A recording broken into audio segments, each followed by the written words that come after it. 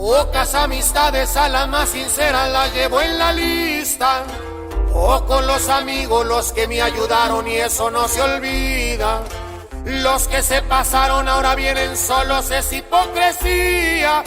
No quieren lo que tengo, quieren no lo tenga y esa es pura envidia.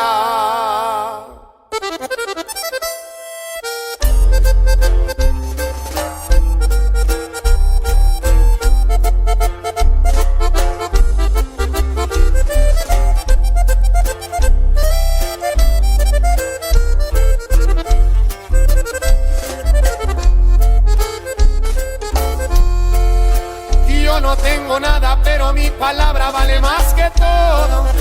Para un buen amigo siempre está mi mano y esa vale oro. A los que me aprecian saben bien de sobra que estamos pa' todo. Y cuando se ocupe, si se ocupa Lupe, le damos con Toño. Y es que el envidioso es más peligroso y no por su persona. Según son amigos, pero por la espalda nunca te perdonan. Yo sigo en lo mío y no los ocupo ni pa' carcajadas. Acuérdense que Kiko envidiaba al Chavo y no tenía nada. ¿Y a poco no? Puro dos carnales, señores. Para afinarte, Dios.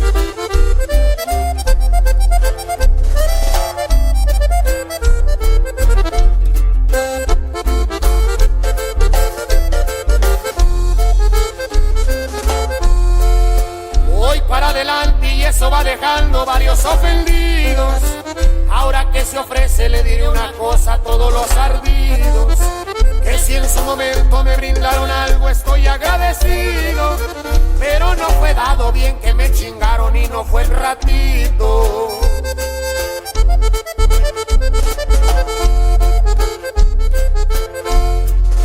No estoy presumiendo ni fanfarroneando, ese no es mi estilo.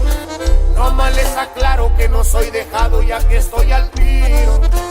Ese no era el punto, pero aprovechando y cantando les digo que soy buen amigo, pero también malo si soy enemigo. Y es que el envidioso es más peligroso y no por su persona. Según son amigos, pero por la espalda nunca te perdonan. Yo sigo en lo mío y no los ocupo ni pa' carcajadas. Acuérdense que Kiko envidiaba al Chavo y no tenía nada.